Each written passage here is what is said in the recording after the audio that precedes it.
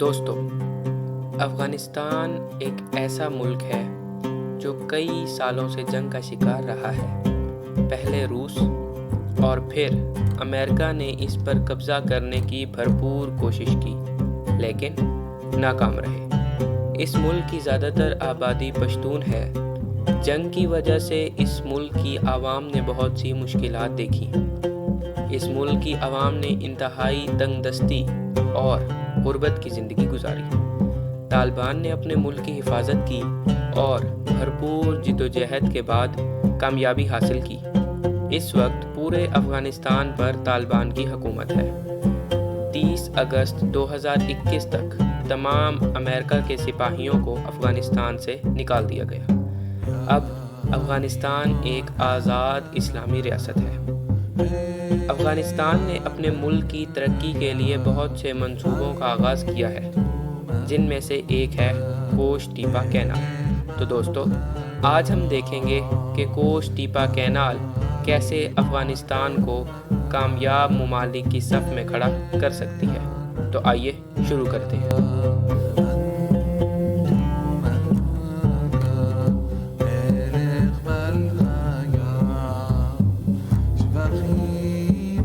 دوستو، کوش ٹیپا canal Asia کی سب سے بڑی مصنوعی کینال بننے جا رہی ہے۔ دوستو، یہ کینال افغانستان کی تقدیر بدلنے والی ہے۔ اس کینال کی تعمیر کا آغاز 2022 میں کیا گیا۔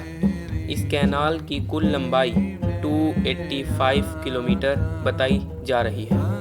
یہ کینال افغانستان میں پانی کی قلت کو پورا کرنے میں انتہائی مددگار ثابت ہوگی۔ اس کینال کی بدولت افغانستان کے بہت سے علاقے پانی کی دولت سے مالا مال ہو جائیں گے اور بہت سی زمین کاشتکاری کے قابل ہو جائے گی۔ یہ کینال ایشیا کی سب سے بڑی مصنوعی کینال ہے اور یہ افغانستان بغیر کسی مدد کے تعمیر کر رہا ہے۔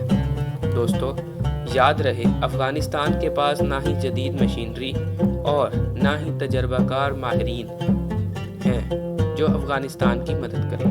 یہ سارا منصوبہ افغانستان اپنے بلبوتے اور اپنی مدد آپ کے تحت تعمیر کر رہا ہے۔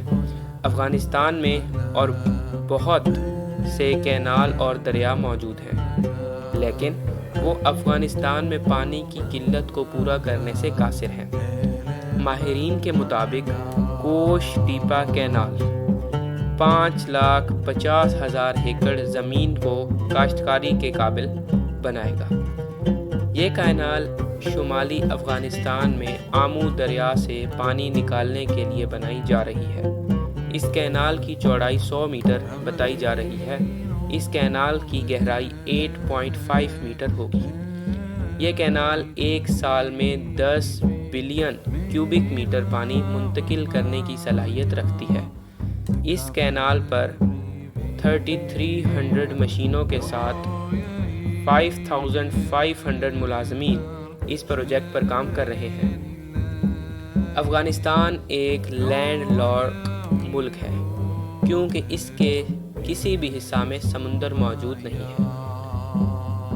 افغانستان کو Pakistan, Iran, Tajikistan, Uzbekistan, Turkmenistan اور چین کی سرحدوں نے گھیر رکھا ہے۔ افغانستان مکمل طور پر دوسرے ملکوں کی سرحدوں پر موجود ہے۔ افغانستان کا شمار دنیا کے ان چند ممالک میں ہے جن کا 70% حصہ پہاڑوں پر مشتمل ہے۔ اس ملک کی 80% پانی کی سپلائی ہندوکش کے پہاڑی سلسلوں سے آتی ہے۔ یہ پروجیکٹ مارچ 2022 میں شروع کیا گیا اور امید کی جا رہی ہے کہ یہ منصوبہ 2025 تک مکمل کر لیا جائے گا۔ اس نہر کا 1/3 سے زیادہ حصہ مکمل کر لیا گیا ہے۔ اس منصوبے کو 3 حصوں میں تقسیم کیا گیا ہے، جس میں پہلا حصہ 108 کلومیٹر تک کھدائی کا ہے، دوسرے حصے میں 170 کلومیٹر میں کھدائی ہے اور تیسرے حصے میں نہر سے واٹر ڈسٹریبیوشن کا بہترین نظام سرانجام دیا جائے گا۔ اس نہر کی تعمیر کے لیے مکمل فنڈنگ افغان حکومت کر رہی ہے۔ اس پروجیکٹ میں کوئی بھی بیرونی امداد حاصل نہیں ہے۔ اس کینال پر آنے والے اخراجات کو کم کرنے کے لیے اس کینال پر سیمنٹ کا استعمال نہیں کیا جا رہا ہے، بلکہ کھدائی سے جو مٹی نکالی جاتی ہے اسے اطراف میں ڈال کر نہر کی گہرائی کو بڑھایا جاتا ہے، جس کی وجہ سے اس نہر کی پائیداری پر سوالات اٹھائے جا رہے ہیں۔ اس عمل سے یہ امکان ظاہر کیا جا رہا ہے کہ نہر کا 22% پانی ضائع ہوگا۔